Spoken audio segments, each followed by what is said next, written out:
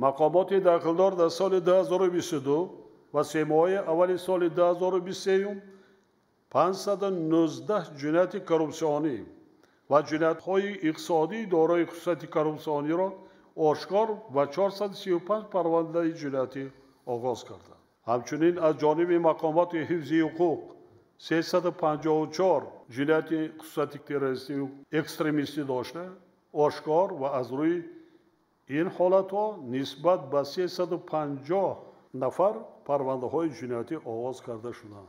طبق معلومات رسمی تا 1 مارس سال 2023 1905 نفر ساکنان ولایت در دولت‌های خارجی به تحصیل غیرقانونی دینی فرا گرفته شدند که تا امروز 1796 نفر آنها به جایهای زیست دائمی خود برگردانیده شده، حالا 109 نفر در خارج کشور قرار دارند. انا خارج کشور بودگیش انا حادثه‌ای که دیروز در سرحد ناحیه ونج رخ داد انا خیشیده میگرده همچون تروریست شهروندان ناحیه عبدالرحمن جامی. سطح بلند افراطگرایی و شامل‌شوی ساکنان به حزب و حرکت‌های تروریستی و اکستریمیستی بیشتر به شهر ناحیه کلاب، قبادیان، شهریتوس، کوشانیان، وش و فرخار راست می‌آید. تحلیل‌ها نشان می‌دهند که کار وابسته به عملی شوی استراتژی مقاومت با تروریسم و اکستریمیسم در جمهوری تاجیکستان برای سال‌های 2021 و 2025 در شهر ناحیه‌های نورک، کلاب، وخش، خراسان، یاوان، دنگره، فرخار و تیمورملک شست برآمده شده است. موافق معلومات در شهر ناحیه‌های ولایت حالت‌های خرید و فروش غیرقانونی زمین و غصب خودسرانه آن تا حال از بین نرفتند. در این سمت تا 1 سال 3 ماه آخر 7392 قانون ویرانکنی آشکار گردیده 3977 نفر به جوابگری مادی، انتظامی و مأموری کشیده شده است. برای غیرقانونی دادن زمین، خودسرانه اشغال نمودن قطعه زمین و دیگر جنایت‌ها از جمله جنایت‌های منصبی و جنایت‌های دارای خصلت کروپسیونی به زمین علاقمند 603 پرونده جنایتی آغاز گردیده است. با سندهای اعتنایی پروکوروری 7816 گکتار قطعه‌های زمین خودسرانه اشغال شده و غیر قانونی تقسیم گردیده به حالت اوله برگردانیده شدند. سنجش‌ها نشان می‌دهند که صادر شوی قانون ویرانکنی‌های زمین از جانب شخصان منصبدار مقامات داخلدار دولتی که خود متصدی پیشگیری و برطرف نمودن قانون شکنی میباشند تا به حال جای دارد. من یک دو مثال میارم برای شما معلومات شما. مثلا خدایارزاده در اساس قرار رئیس ناحیه واسع از 20 ایونی سال 2017 با وظیفه معاون رئیس این ناحیه تعیین گردیده. اینچنین وکیل مجلس وکیلان خلق ناحیه بوده برای برآمدن از حد وکالت‌های منصبی و ساختکاری خدمتی به غیر قانونی دادن قطعه زمین در مجموع در 196 لحظه جنایت دست داده است. در نام سال‌های 2022 مساحت عمومی 155 گکتار زمین از جمله 46 گکتار قطعه زمین کارام آبی تقسیم کرده. همخیم نمیدهند، میپوشند. هیچ کس ندید. رئیسا ندیدند که معاونش همین کار در مشروع است. این 1 گکتار 2 گکتار نه، صدها گکتار ندید.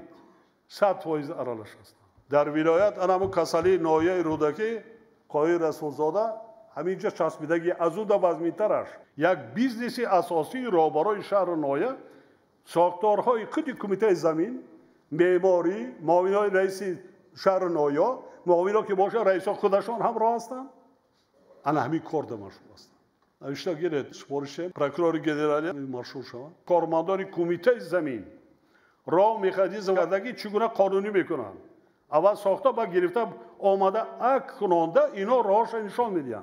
ریشکل کرده تفتیش کرده بره.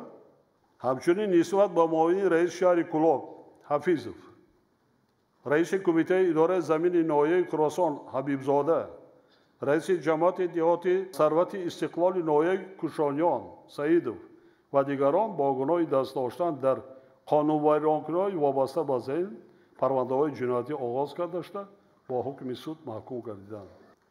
در جریان سنجی در ولایت ختلان 65 حالت غصب زمین مؤسسه‌های تعلیمی زمین‌های مکتب‌ها را در مساحت قریب 21 هکتار زمین قبادیان 8 هکتار جیهون 6 کلاب 6 واسع 6 عبدالرحمن جامی 5 دوستی 5 شهریتوز 5 تیمور ملیک 5 کوشانیان 4 یوان 2 خراسان 2 باختر 2 ناصر خسرو جلال‌الدین بلخی نارک خاورین و فرخار یک حالتی آشکار گردید آنچه که سنجش کرده برام اکثر حالت‌ها با قرار رئیسان شهر نویا تعیینات زمین‌ها برای بنیاد منزل‌های استقامتی یا انشاءات خدمت‌رسانی عوض کرده شدند چقدر من این قرار را بروردیم کو چقدر شریک نیستی